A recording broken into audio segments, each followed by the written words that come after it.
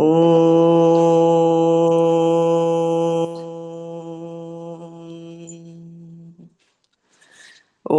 Sahana Vavatu Sahanau Bhunaktu Sahaviryam Karavavai Tejasvinavadhitamastu ma vidvishavahai. Om Shanti Shanti Shanti. Narayanam namaskritya naram chaiva narottamam devim saraswatim vyasam tato jayamudirayet.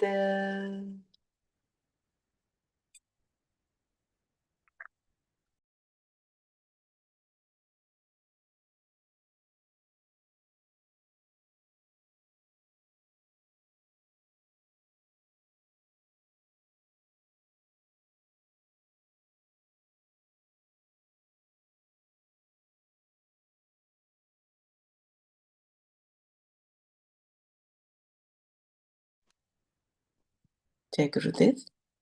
So we were doing the first shloka of Sadhana Panchakam.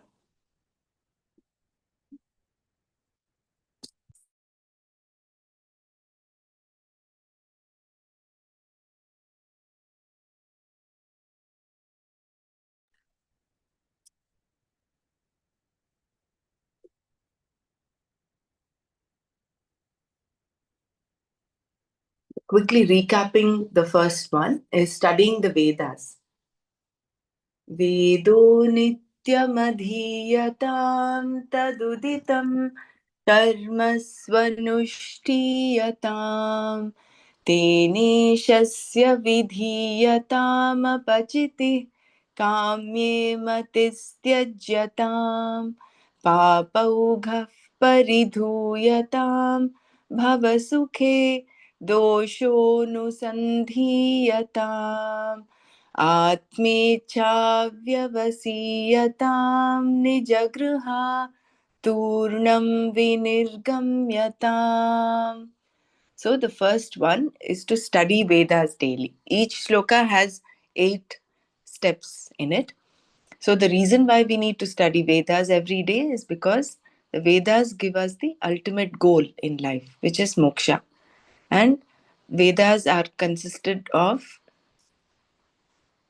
two aspects, but here it's mentioned 3: Karma Kanda, Upasana Kanda, and Jnana Kanda. The first 2 kandas help in purifying the mind, and Jnana Kanda, therefore, knowledge can dawn in the purified mind.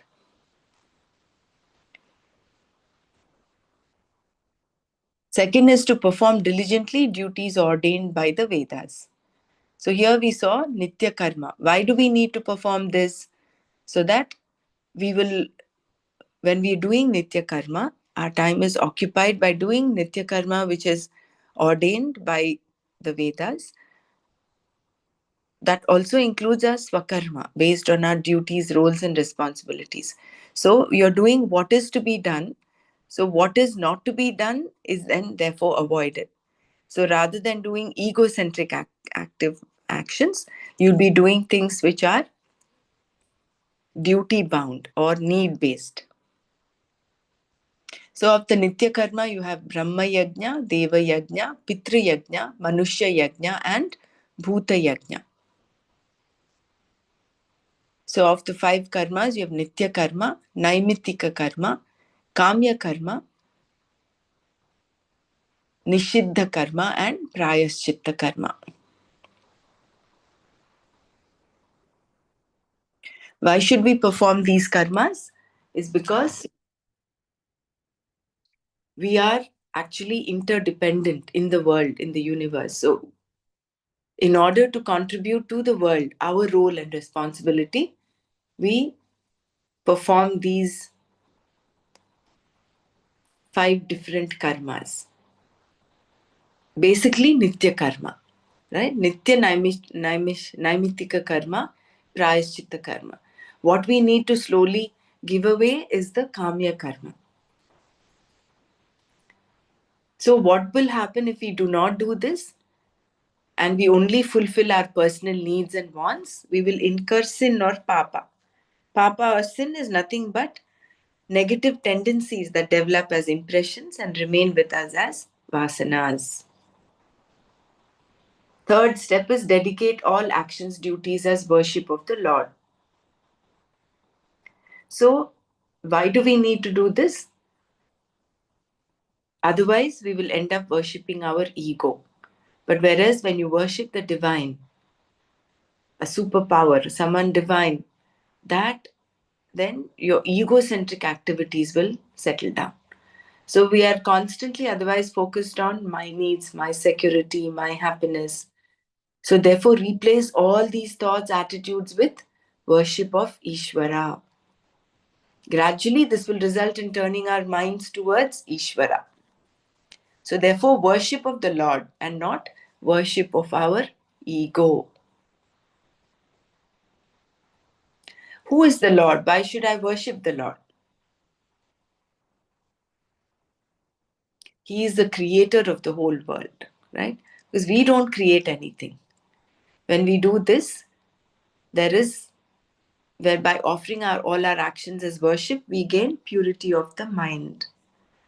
Why? Because our raga dveshas are being cleansed, are being removed.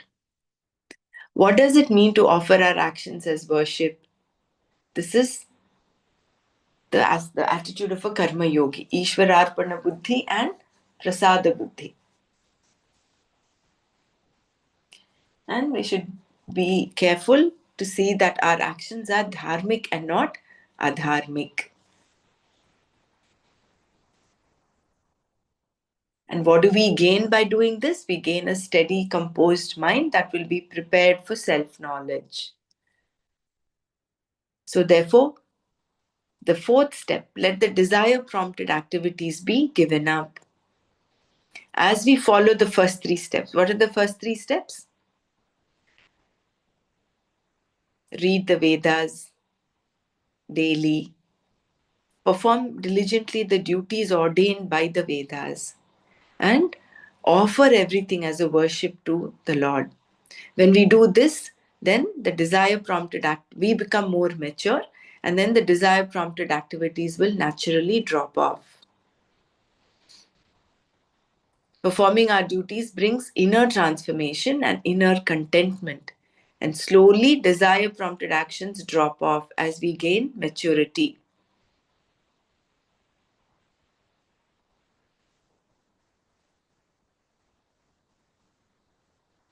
So the reason why we do desire prompted actions is because of our fundamental error. We think that we are insecure or incomplete, and therefore we need to do this, this, and this in order to feel complete, feel secure.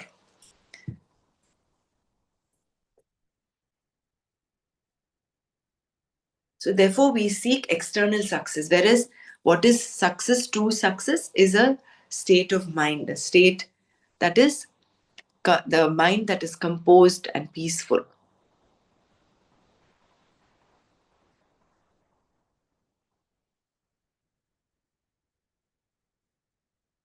So true success is to stop being a demanding, competing, being an angry, greedy, and jealous person. So basically, true success is when you have given up all the negative tendencies within.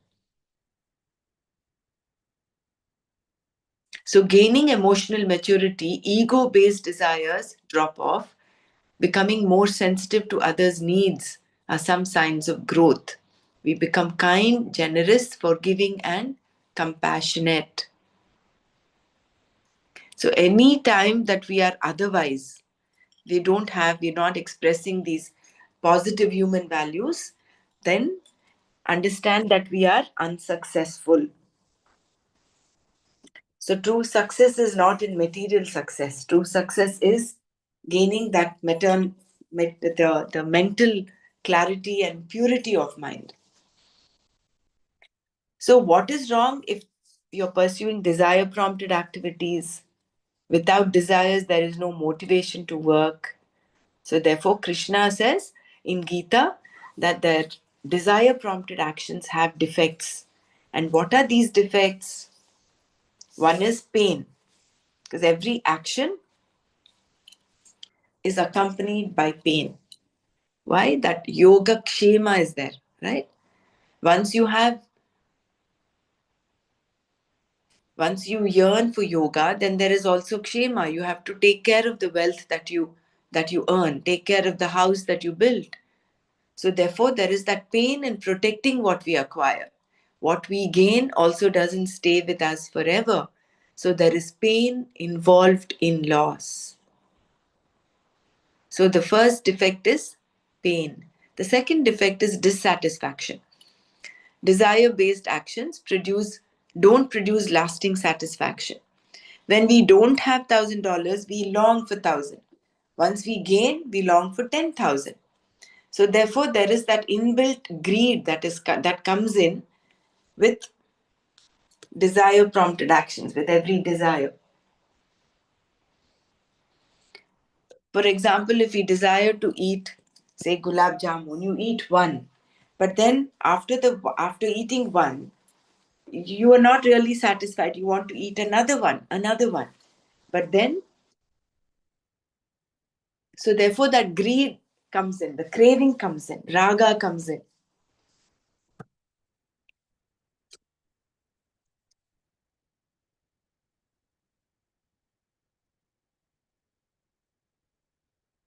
And then the third defect is attachment. Desire based actions also create bondage or attachment. When we don't have comforts and luxuries, we long for it. Once we acquire them, we get used to them and get attached. Even thinking of losing the acquired comforts can cause fear and anxiety. Attachment means we become dependent on the world for our happiness. So, what are the three defects that accompany desire based actions? Pain, dissatisfaction, and attachment. Dissatisfaction leading to greed, craving. So, selfish desires lead to anger, greed, jealousy, pride, delusion, and fear. The six enemies within. Krishna does not teach us to drop all desire based actions overnight, as that is not possible. Since we are under the spell of our gunas, rajas, and tamas, Krishna teaches us to slowly reduce desire based actions and focus on performing our duties. So, the more and more we are duty based actions, our actions are duty based or need based, then our desire based actions will start coming down. So, what are we basing our life on? Is it need based or is it desire based? Are we worshipping our ego or are we worshipping the divine? If we worship the ego, we'll end up with all the negative tendencies. We are only satiating the ego. But we do not create anything, right? So, with that attitude of surrender to Ishwararpana Buddhi and Prasada Buddhi, we continue to do our duty based and need based actions. And five is let the multitude of sins be uprooted. Sin is any action that violates dharma. Sin or papa means adharma. Papa creates conflicts, a sense of guilt. When I deliberately tell a lie, I do something wrong, which in turn creates sense of guilt and hurt. In general, our likes and dislikes, anger, jealousy, greed, competition, self-centeredness, negative tendencies are all results of papa. All our self-centeredness, all negative tendencies are the result of papa.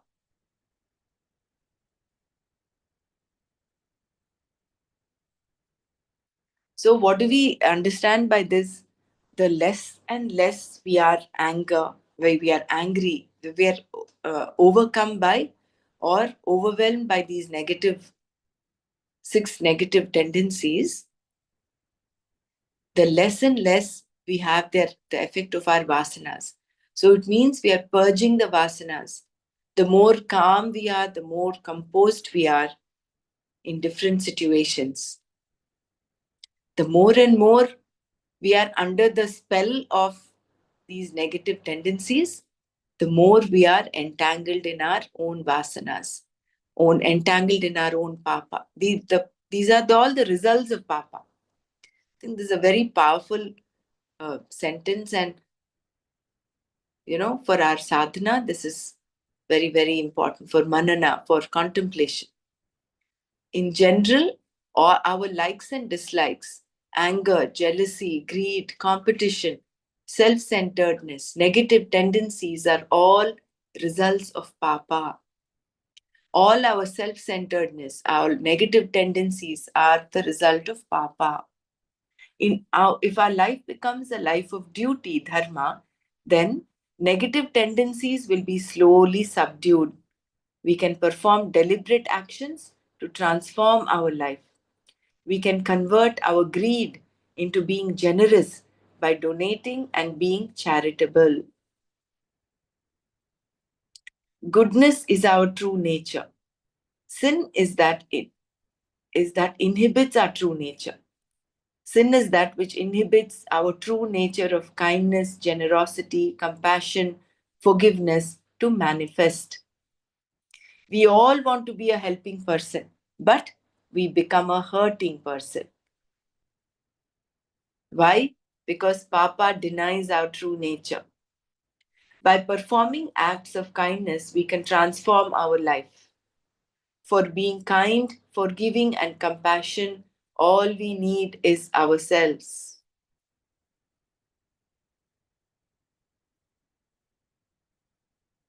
All we need is to be centered on the self. As negative tendencies drop off, we can discover greater and greater joy and satisfaction in ourselves. We can transform from having a reacting mind to a thinking mind. Rajas and tamas drop off and flowers into sattva.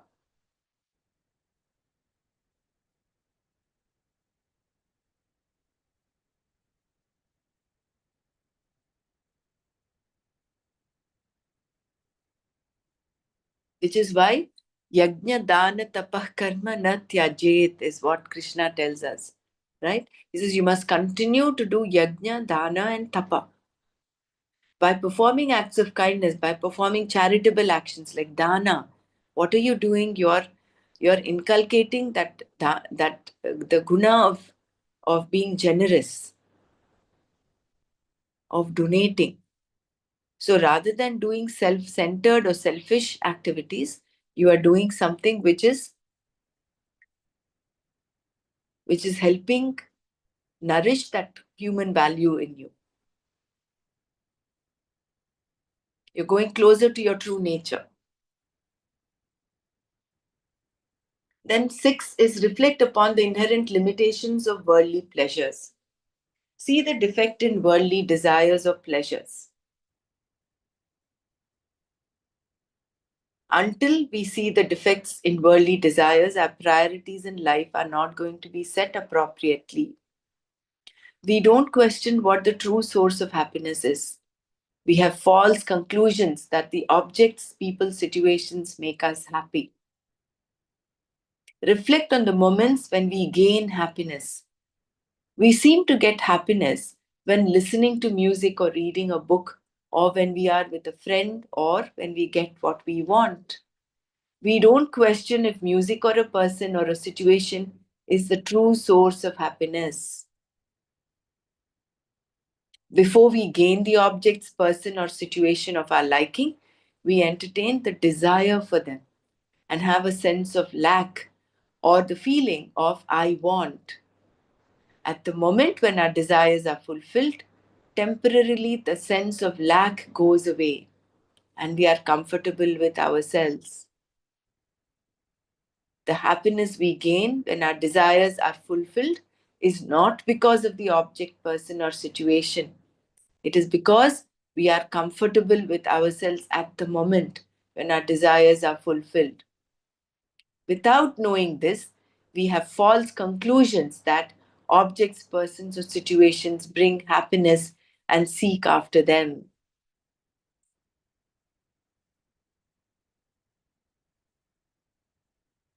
So we only have an illusion that that object and person or situation is giving us happiness. But whereas what is actually happening is we are getting in touch with our true nature, which is happiness. So realizing that true happiness, that we are the source of happiness. If we reflect whether objects, persons, or situations bring happiness, we can recognize they don't bring happiness consistently. The same object or person whom we may enjoy today may be the source of misery tomorrow. However, whenever we gain happiness, the self that is comfortable is always present. So, what is consistently present is the self, and we are getting in touch with that self. But we think it is that object or person that is giving us joy. When we have the sense of lack, we don't accept ourselves as we are. We have self rejection. We are not comfortable with ourselves. At the moment when our desires are fulfilled, the sense of lack is temporarily suspended. So we are comfortable with ourselves. We accept ourselves, and there is no self rejection.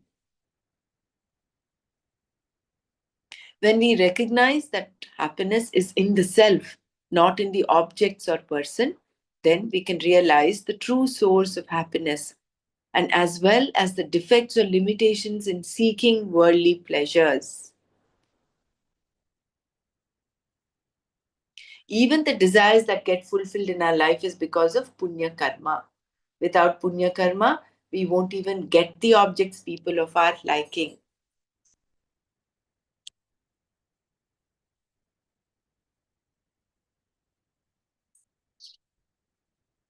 And step 7 is entertain desire for knowing the self. Behind all the desires we entertain, there is desire for self. We don't seek objects or people for their sake. We seek desires to please the self. So this is what is meant by Atmanastu Kamaya Sarvam Priyam Bhavati. What is dear to me is because the self is dear to me.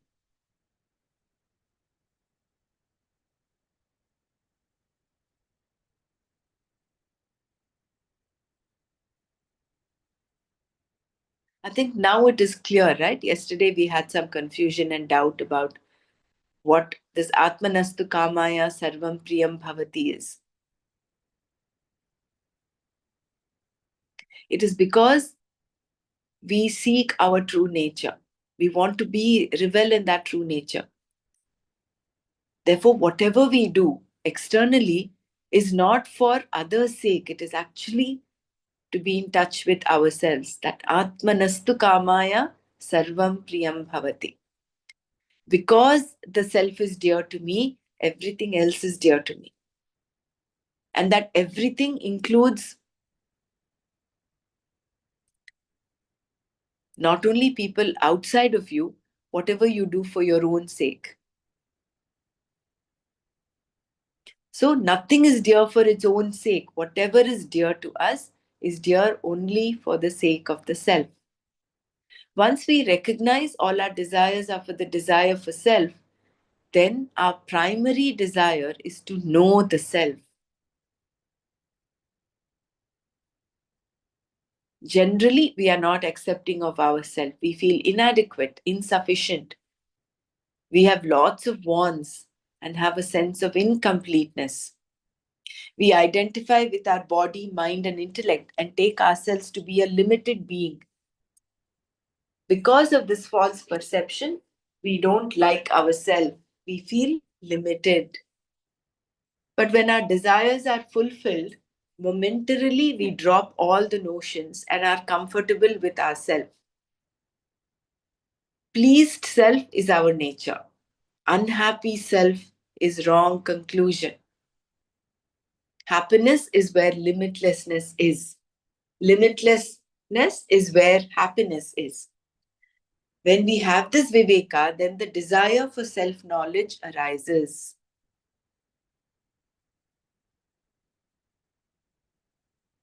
At this stage, desire for self-knowledge becomes firm.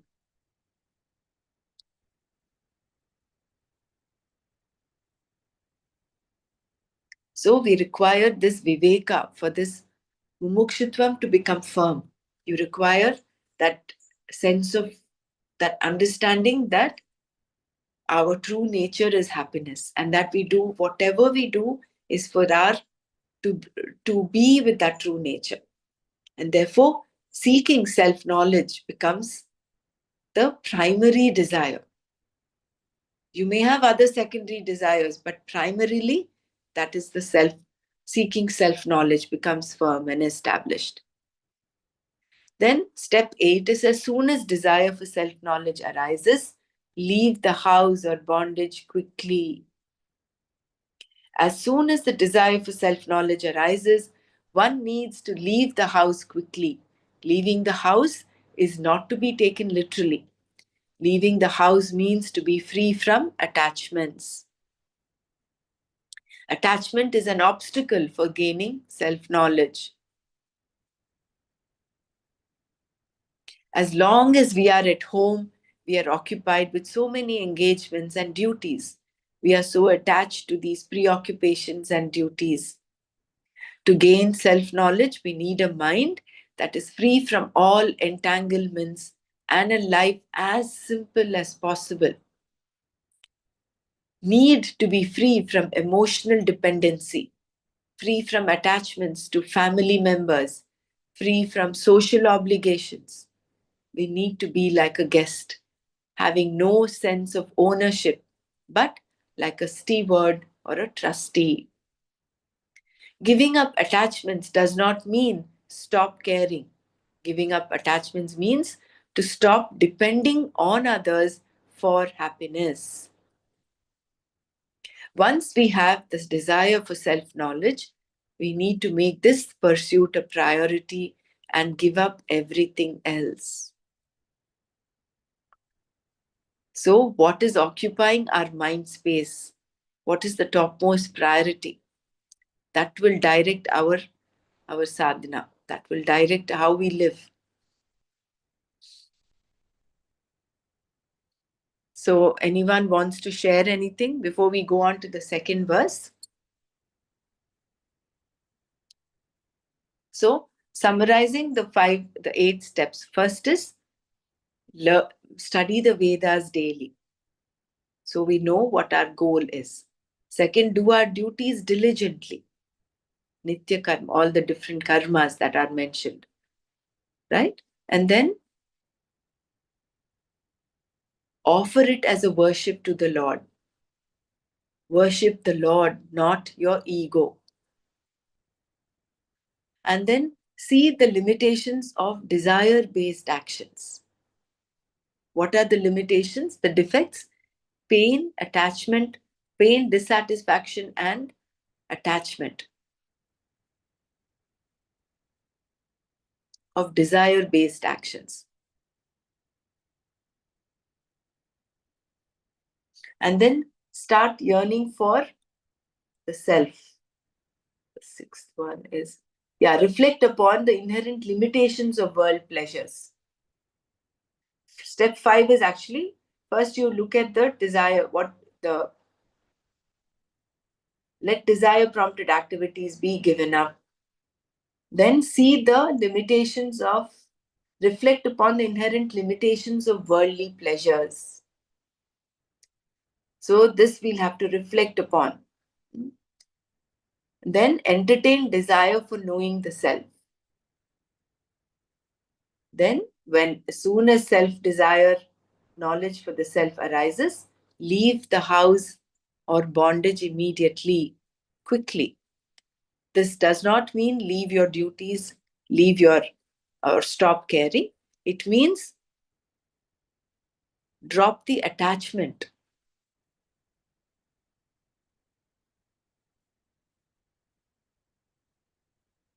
and make mumukshutvam your priority.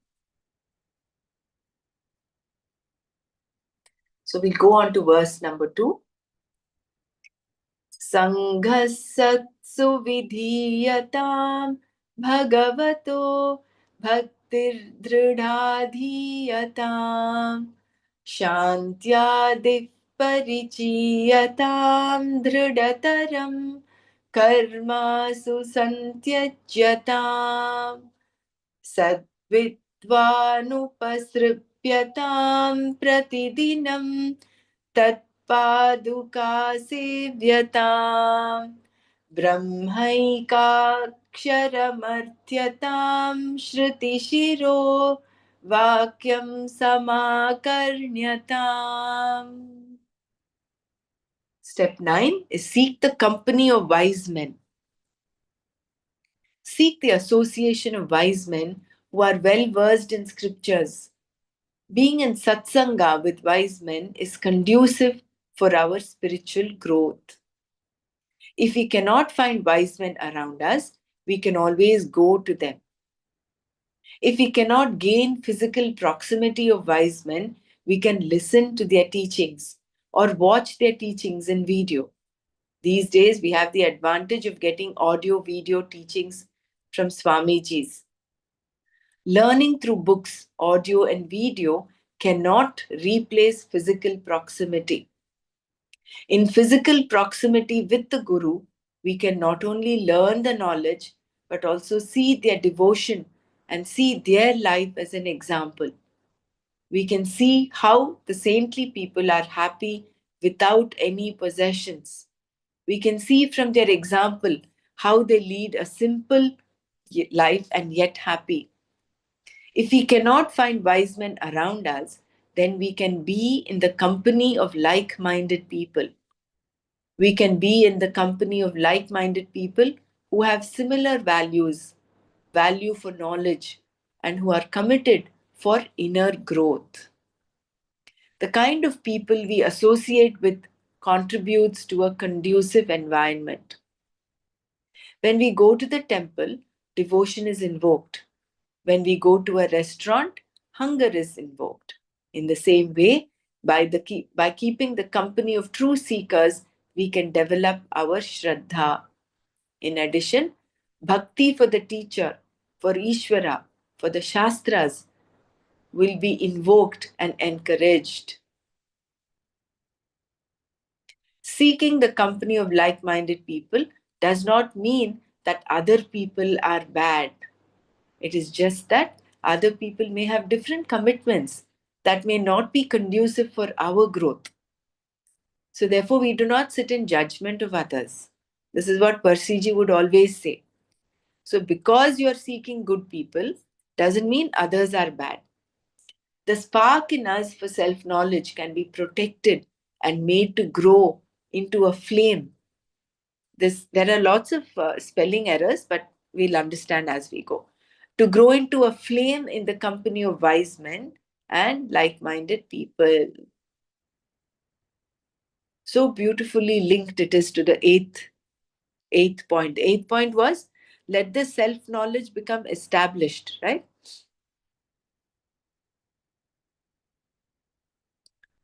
So not established, leave the house or leave the bondage. So soon as the desire for self knowledge arises, leave this house, leave the attachment. So how will you make it a priority? You've made it a priority, but how do you keep that little spark become a flame? By seeking the company of wise men. In whichever way, whether it's physical proximity, if you're not able to get physical proximity, at least listen to their teachings. But physical proximity has its own advantage, lots of benefits, because you see how the wise person lives, eats, talks, conducts himself.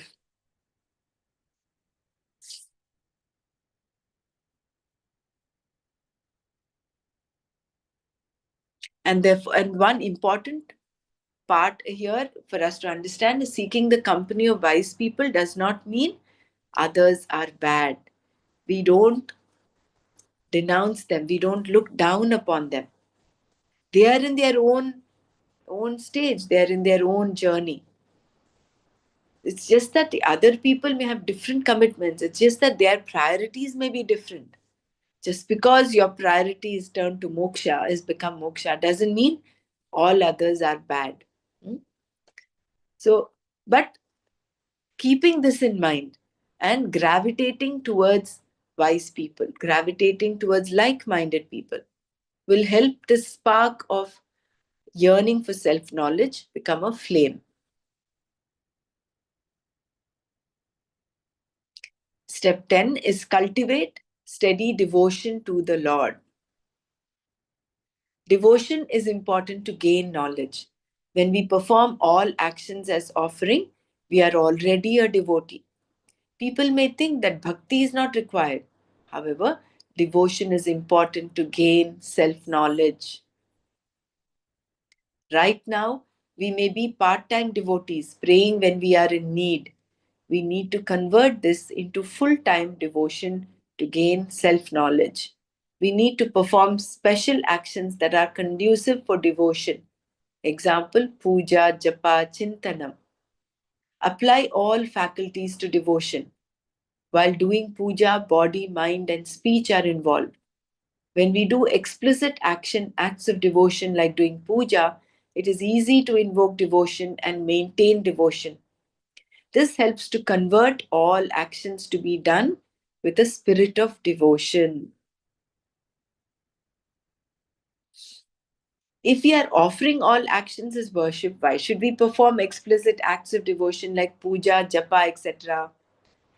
The world has an uncanny knack of pushing our buttons. Other people have likes and dislikes and push our likes and dislikes. This inhibits our love and devotion for the Lord. So we need to explicitly invoke devotion by doing puja, japa, and chintanam. This helps our mind to be centered on the Lord. Make the devotion firm. Have utmost devotion to the Lord.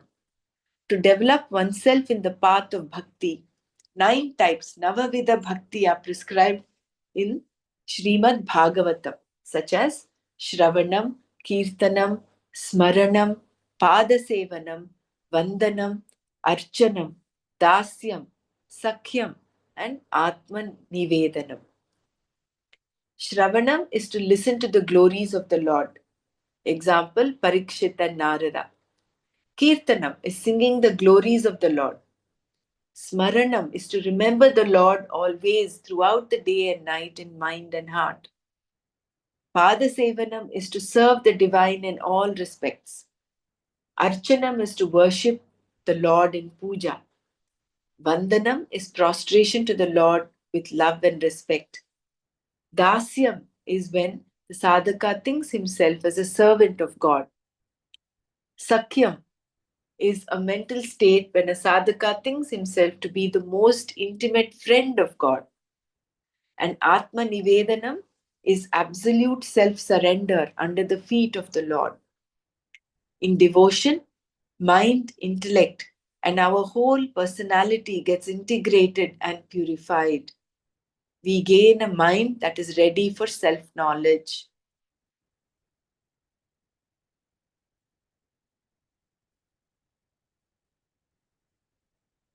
I think we'll do a bit of manana before we go on to the next step. Huh? So let us all share what our understanding is. Step 9 and 10. Step 9 is seek the company of the truth, of seek the company of wise men. Being satsang. Yeah, be in satsang.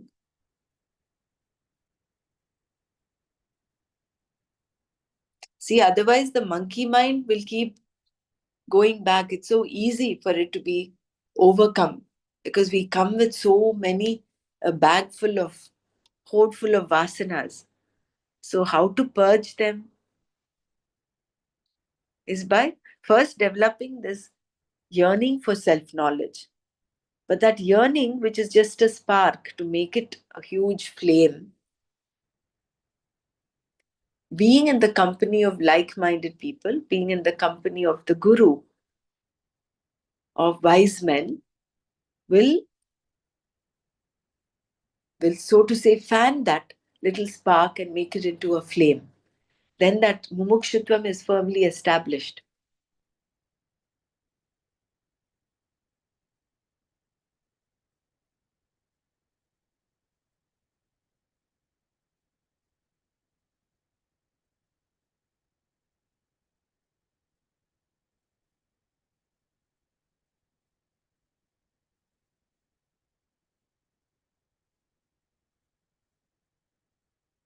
So I just want to share an example here.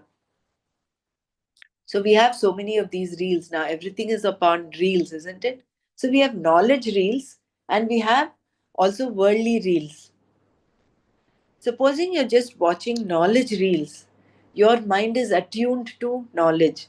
There is that inner intellect gets purified with every knowledge that you imbibe and you understand. Whereas supposing you get caught up in watching worldly reels, where is your mind taking to? You will want to watch more and more of them. And that will drag you away. It'll take you, it'll suck you down into the world.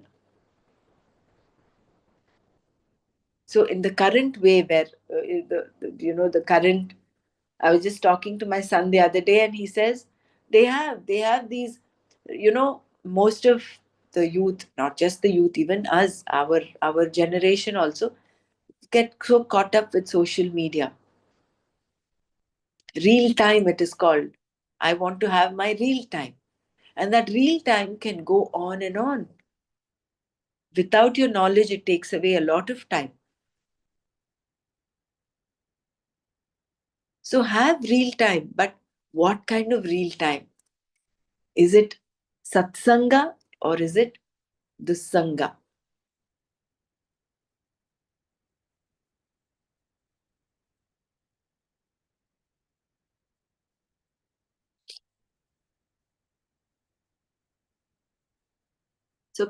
And then the next step, cultivate steady devotion to the Lord. Can we enumerate all the aspects of bhakti? Puja, japa, Yes. श्रवणं कीर्तनं kirtanam, स्मरणं Right. अर्चनं Mm-hmm. दास्यं Dasyam, पादसेवनं दास्यं Sakya, सख्यं and Atmanivedanam. आत्मनिवेदनं Right? So Shravanam, Kirtanam. कीर्तनं Second is Kirtanam, right? yeah then Shravanam, स्मरणं Kirtanam, Smaranam. Then Padasevanam, then Archanam, then Dasyam. Sorry, after Archanam is Vandanam. Vandanam, वन्दनं Dasyam, Sakhyam, and Atmanivedanam. आत्मनिवेदनं So we had so many doubts initially. Why do we have to do puja when isn't it um, isn't just pursuing knowledge? If knowledge is the one that is giving us moksha, why are we doing these pujas and rituals? It is to inculcate this bhakti. Like Charna would say, the the flight to moksha requires two wings. One is jnana and the other is bhakti. And when you're in bhakti, what is happening is your ego gets dissolved. Otherwise, you're still worshipping the ego. But whereas when you're in bhakti, you're worshipping the divine.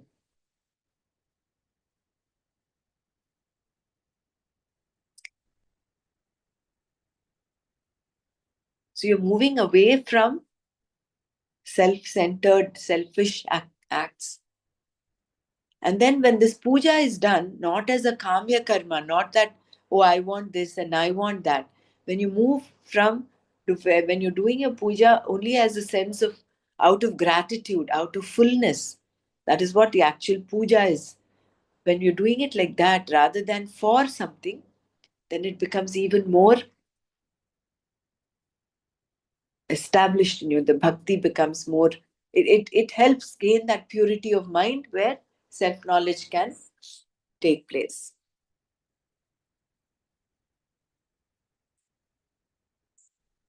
The world has an uncanny knack of pushing our buttons.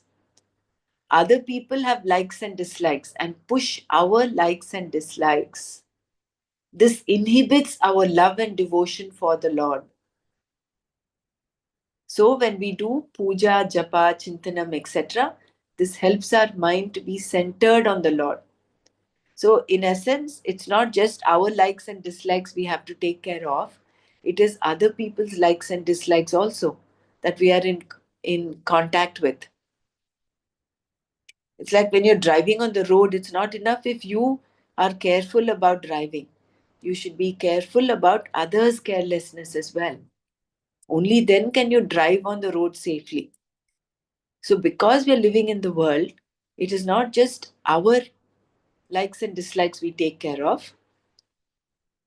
In order not to get pushed by other people's likes and dislikes, we direct all our actions as a worship of the Lord in these 9 different ways.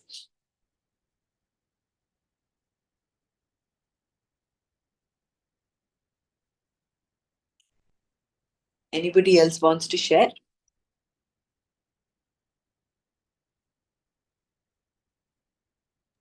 So is this point related to company also, like people's likes and dislikes, push our likes and dislikes? Somewhere related to Yeah. the company also? Also, right? See, some people you cannot escape. You have to, that is your prarabdha karma, and then you continue with that, right? But that doesn't mean you, but even then, you, when you direct everything as a worship of the Lord, if you look at Datta Charitra, there is this lady whose husband is a womanizer, but she still serves him with all that love. She does it as a sense of duty.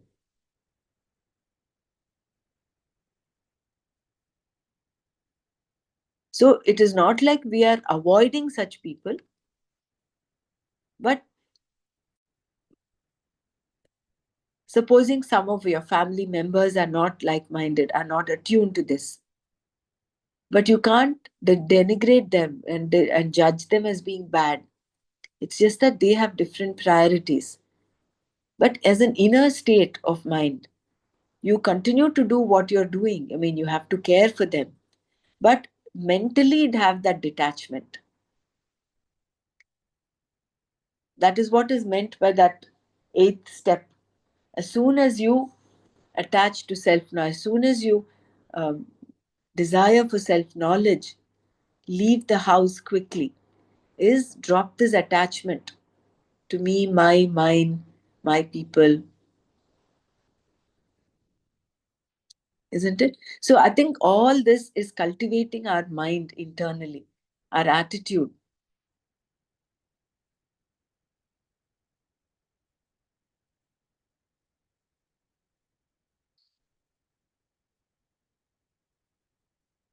And then step 11 is cultivate the qualities such as Shama, Dama.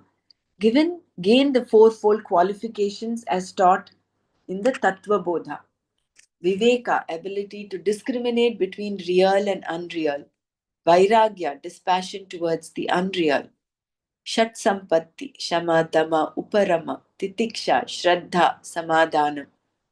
Mumukshutvam, longing desire for moksha, freedom. Shama is mastery over the mind. Dama is restraint of sense organs. Uparama is abidance of mind. Samadhanam, concentration of mind or gaining equanimity. Titiksha is endurance. Shraddha is having faith in the scriptures and teachers. Develop a mind that is equanimous and that does not get affected by internal or external situations. Develop a mind that is free from reactions, avoiding reactions to favorable or unfavorable situations. Maintain mind that maintains tranquility, serenity, and equanimity. Equanimity in honor, dishonor, praise, criticism, success, failure, pleasure, or pain.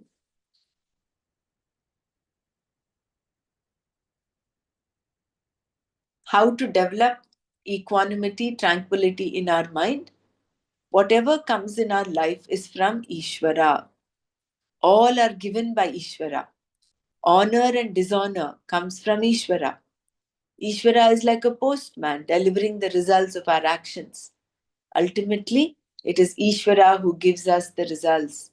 So whatever comes in our life, if we accept as prasada, then we gain equanimity.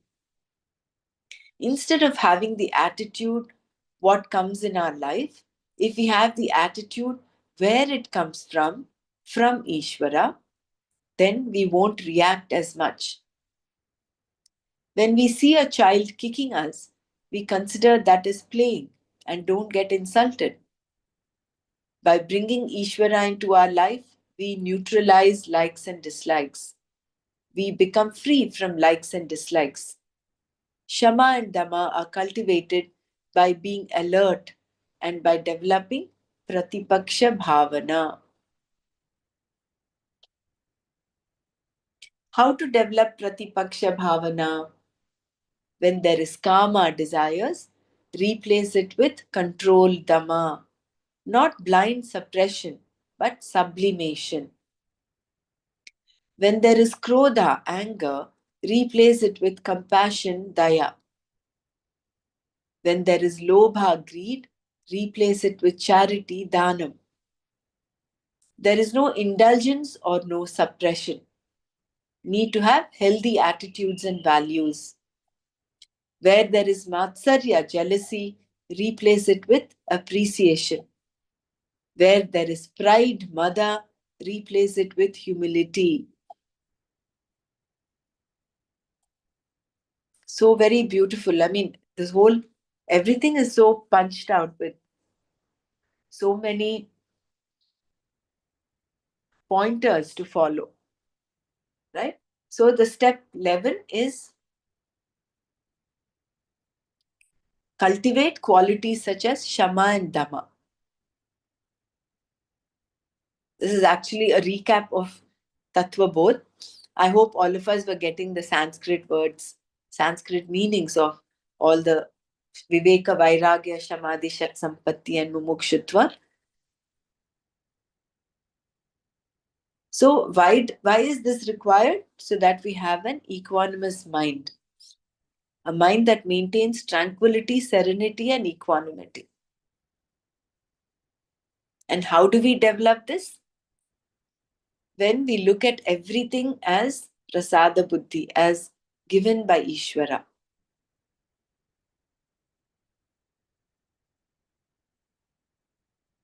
Shama and Dhamma are cultivated by being alert and by developing Pratipaksha Bhavana. So Pratipaksha Bhavana, when you have Kama, replace it with control, Dhamma. It is not blind suppression but sublimation. How is it sublimation and not suppression? When you use the facility of Viveka and Vairagya. You're understanding it. You're not blindly suppressing it. And when there is krodha, replace it with daya. When there is lobha, replace it with charity, with dhanam. And when there is indulgence, when there is mamatsarya, jealousy, replace it with appreciation. And when there is pride, replace it with humility. Enough material for us to reflect upon rest of today, right? So anyone wants to share? We've come to the end of our session.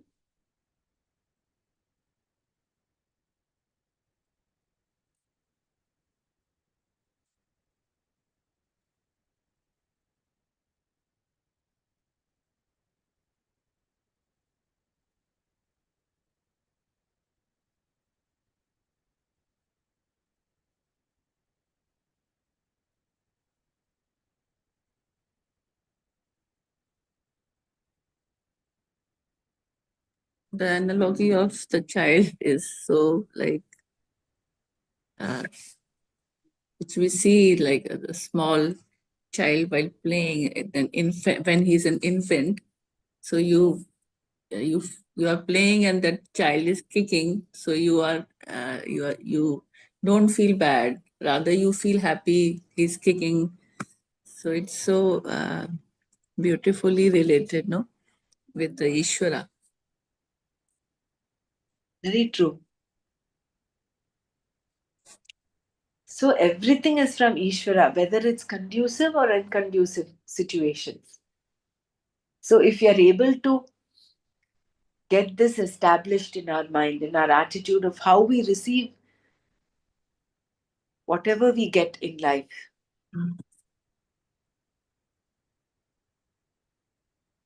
then we're getting that samatva bhavana is Equanimity of mind. yoga karma su kaushalam, and that samatvam yoga uchyate. That is what we get when we take everything as prasada buddhi. Otherwise, we are getting caught up in, oh, I like this and I don't like this. And why this happened to me? Correct. We are blaming. Yeah. Yeah.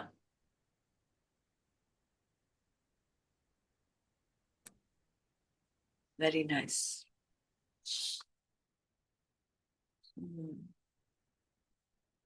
See, this is what we're doing right now, is being in the company of the wise. We're actually not only in a like-minded sangha, we're also reading from scriptures, reading from the shastras. So you can see that internally it is cleansing the mind and it is developing a healthy attitude in the mind. We are still caught up. I'm giving an example of myself. I am still work in progress. So we still get caught up with our vasanas, our tendencies. We get caught up in our negative attitude sometimes. But this realization that, that is why Gurudev's this acceptance meditation is so beautiful, in that he says there are good qualities as in you as well as bad qualities, the negative qualities. The negative qualities do not last long. They're transient. They are not your nature. But what will stay with you, what is you, what you are made up of, is those good qualities.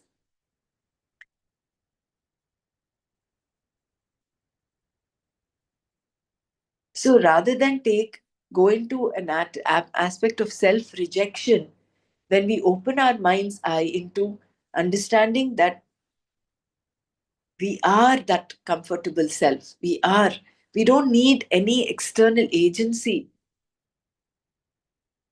to make us happy. We are happiness ourselves.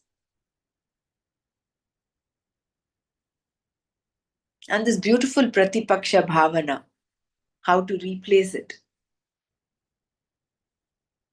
When the opposite, when a negative tendency is surfacing up, how to counter it with the opposite attitude. So we'll stop here today. Hariom Brahmaraji, Kshamyata. Yes. Brahmaraji, Atmanivedan, I'm sorry to distract. Atmanivedan का एक sentence में थोड़ा बताएंगे भक्ति का. Atmanivedanam is offering yourself, surrendering yourself, no? Atmanivedanam. Okay, धन्यवाद. See, Atmanivedanam is absolute self-surrender under the feet of the Lord. Yeah, beautiful. How I relate is like it is how you how you look towards the God. The feeling which you are having, like some people may think themselves as a das, that we are the servants of Lord. Some may seek him as a friend. Some may seek him as a as a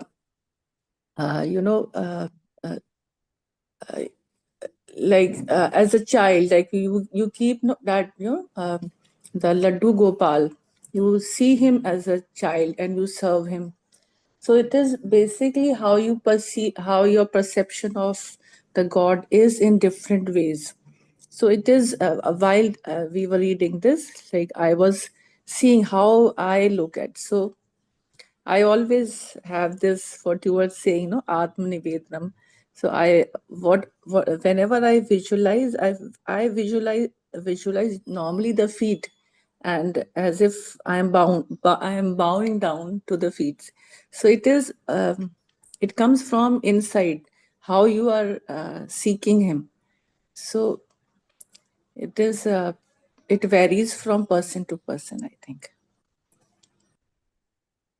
This is how I was just analyzing it in this way.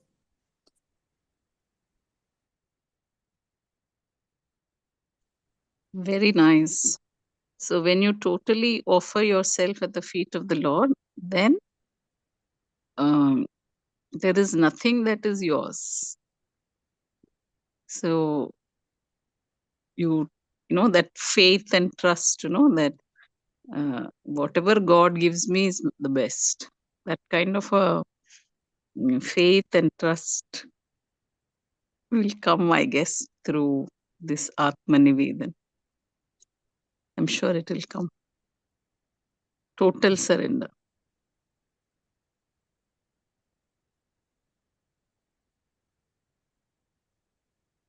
I've heard Gurudev says, only when you give up can the Lord help you. It is a thing of total let go. So when you become, whatever is happening to me, whatever I get, whatever I am, is all because of you. The total prasada buddhi.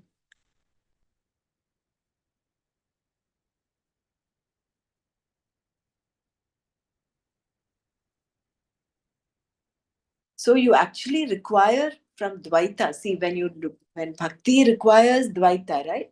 So from Dvaita you move to Advaita.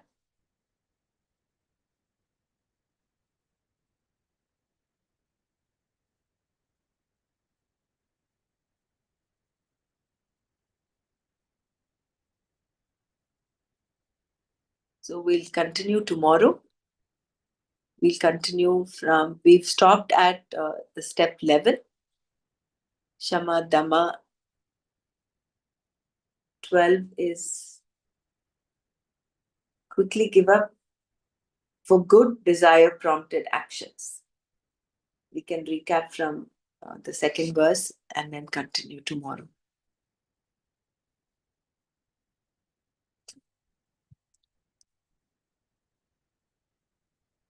I'll play the Sadhana panchakam and then we'll meditate. Okay.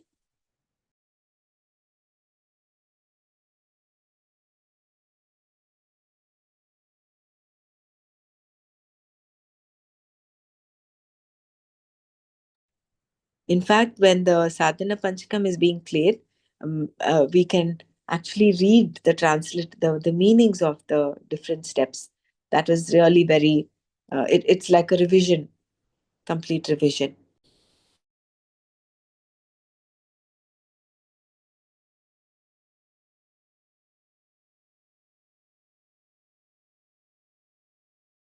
Today's schools often waste too much of your child's time. This not only overwhelms them, but also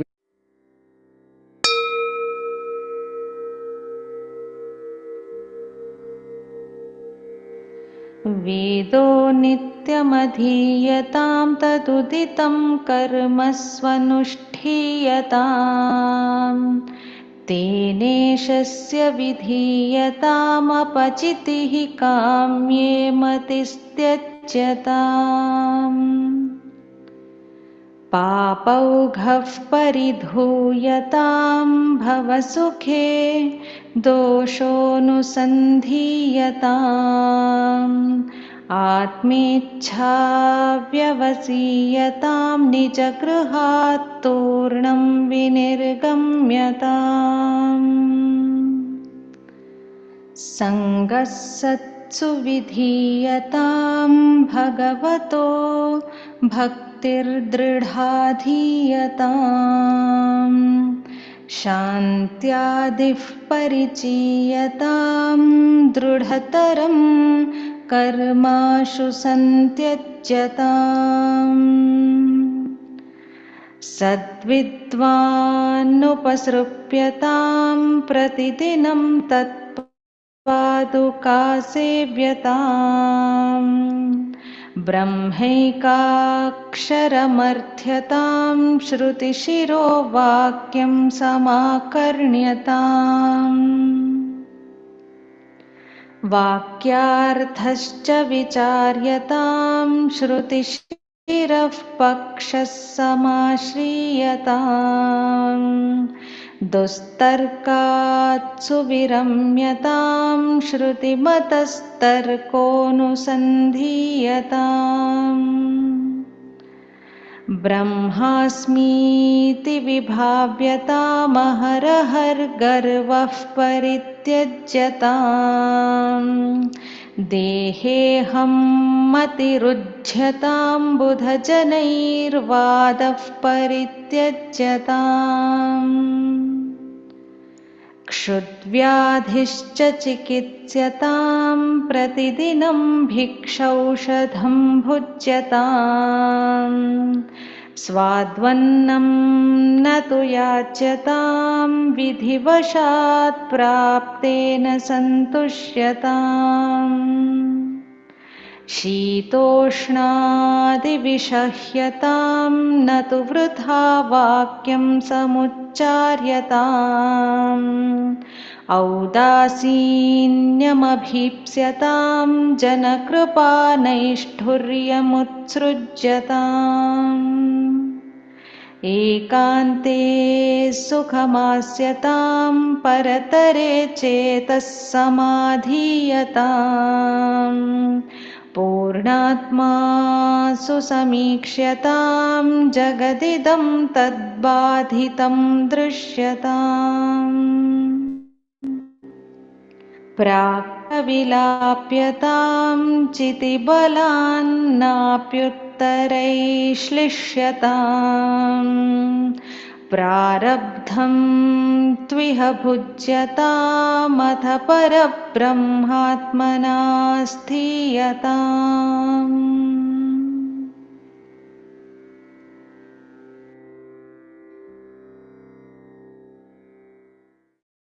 They are getting this book banned. Get this while you still can.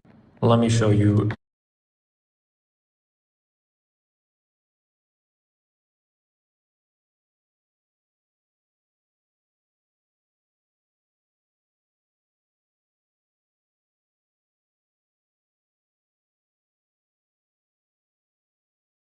Meditation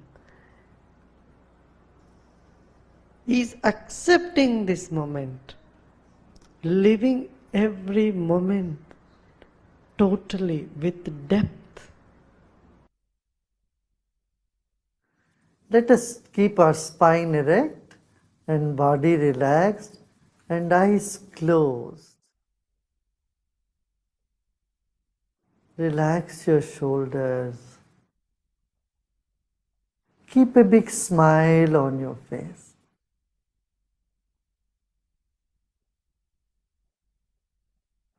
You're sitting like the statue of Buddha, very serene and with a serene smile on your face. Relax your body.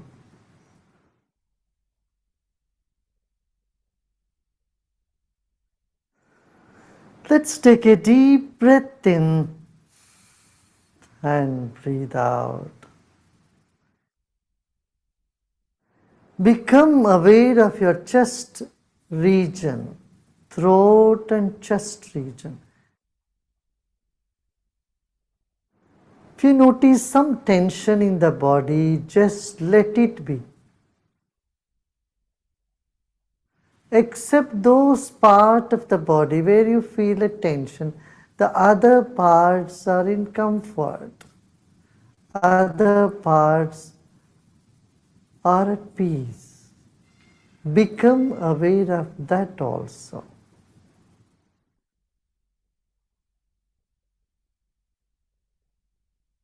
There are many good things about you and inside of you. Acknowledge them.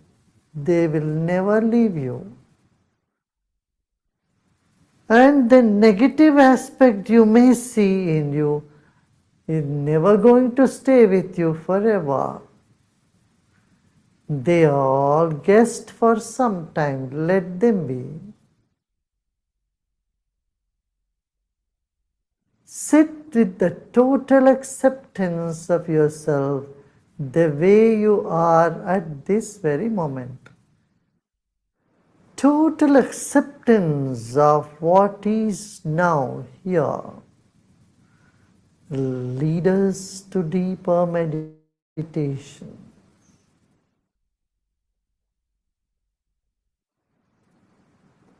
Let go of all the efforts.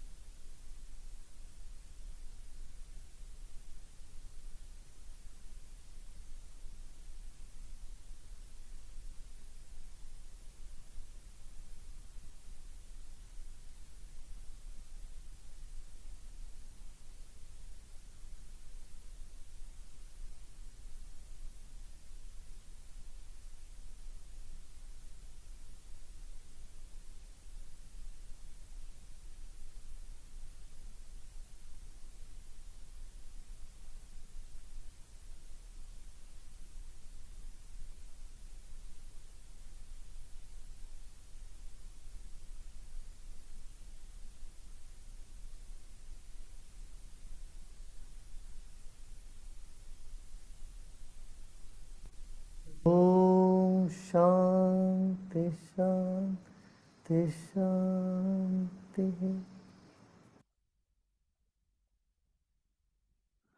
Let go of all your effort and be in this emptiness.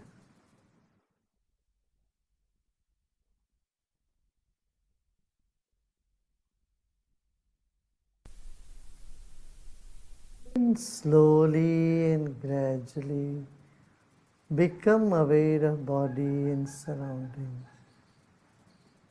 And you may gently open your eyes.